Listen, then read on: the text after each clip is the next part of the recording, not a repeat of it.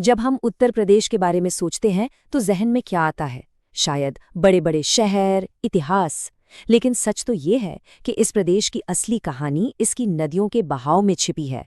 आज हम इन्हीं जीवन देने वाली नदियों के सफर पर निकलेंगे, जो सिर्फ पानी का रास्ता नहीं बल्कि एक पूरी सभ्यता की धमनियां हैं। हाँ, तो ये जो नदियों का जाल है, जिसके दिल में गंगा है, यही तो उत्तर प्रदेश की रीढ़ की हड्डी है।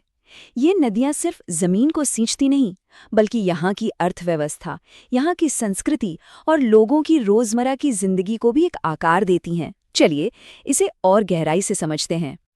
तो हमारे इस सफर का रोड मैप कुछ ऐसा रहेगा। हम देखेंगे कि इनके स्रोत कहाँ हैं, हिमालय के ग्लेशियरों से लेकर मैदानी झीलों तक। फिर हम पठारों से आती सहायक नदियों को जानेंगे और आखिर में ये देखेंगे कि आज के ज़माने में इनकी ताकत का इस्तेमाल कैसे हो रहा है।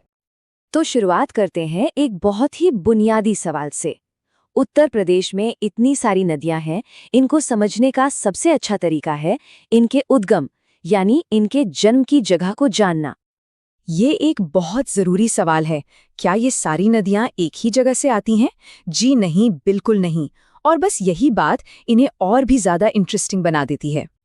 तो इसका जवाब ये है कि उत्तर प्रदेश की नदियों के, आप कह सकते हैं, 3 अलग-अलग चेहरे हैं, जो इस बात से तय होते हैं कि वो निकलती कहाँ से हैं। कुछ नदियां बर्फीले हिमालय से उतरती हैं, कुछ यहीं राज्य के हरे भरे मैदानों में जन्म लेती हैं और कुछ दक्षिण के पठारी इलाकों से उत्तर की ओर बहती हैं। तो चलिए सबसे पहले बात करते हैं पहली और सबसे इम्पॉर्टेंट कैटेगरी की, वो नदियां जो हिमालय की गोद से जन्म लेती हैं और अपने साथ पहाड़ों की पूरी ताकत लेकर मैदानों में उतरती हैं। और इस कैटेगरी के सुपरस्टार है, जाहिर है, गंगा। इसका सफ़र गोमुख के गंगोत्री ग्लेशियर से भागीरथी के नाम से शुरू होता है। और एक इंटरेस्टिंग बात यह है कि इसे गंगा नाम तब मिलता है जब देवप्रयाग में ये अलकनंदा नदी से मिलती है। जरा इस नंबर पर गौर कीजिए, 1450 किलोमीटर।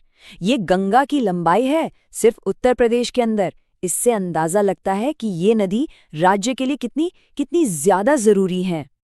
और गंगा का महत्व सिर्फ इन आंकड़ों में नहीं है।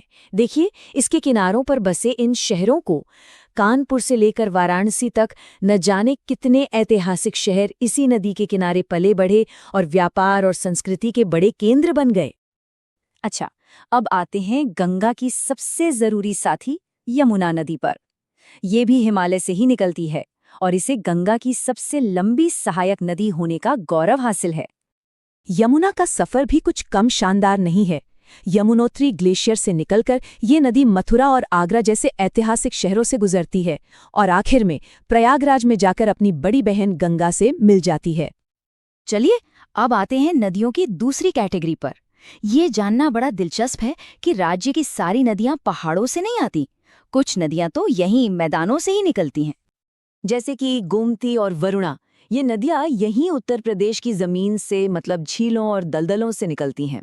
हाँ, ये हिमालय की नदियों जितनी बड़ी नहीं होती, पर वहाँ के लोकल एनवायरनमेंट और खेती के लिए इनकी अहमियत बहुत ज़्यादा है। और अब बात करते हैं हमारी तीसरी और आखिरी कैटेगरी की। ये वो नदियां हैं जो प्रायद्वीप या पठार से निकलकर उत्तर की ओर बहती हैं और यमुना गंगा सिस्टम का हिस्सा बन जाती हैं। ये नदियां एक बिल्कुल अलग कहानी बताती हैं। सोचिए, चंबल, बेतवा, केन, ये सब दक्षिण के पठार से अपना सफर शुरू करती हैं और उत्तर की तरफ बहकर यमुना में मिल जाती हैं, जिससे यमुना का बहाव और भी ताकतवर हो जाता है। चलो इन 2 खास दक्षिणी सहायक नदियों को जरा कंपेयर करके देखते हैं।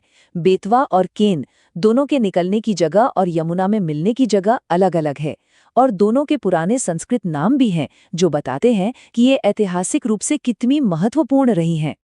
अब जरा चंबल नदी को और करीब से देखते हैं। ये भी एक बहुत जरूरी सहायक नदी है।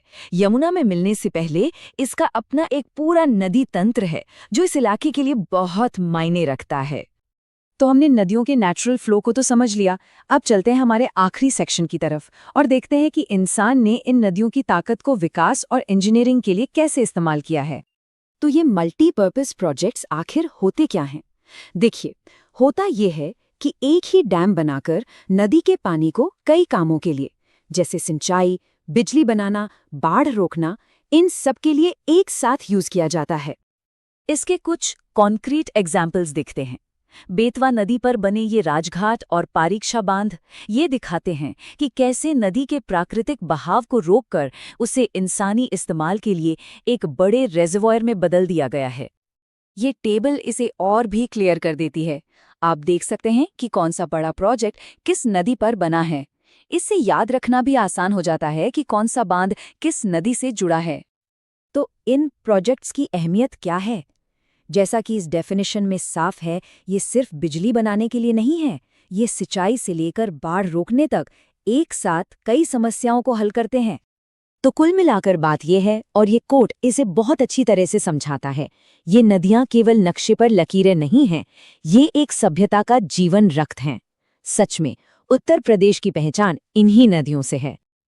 तो सवाल ये उठता है कि आने वाले वक्त में हम प्रकृति के इस अनमोल तोहफे और हमारी बढ़ती ज़रूरतों के बीच ये बैलेंस कैसे बनाए रखेंगे?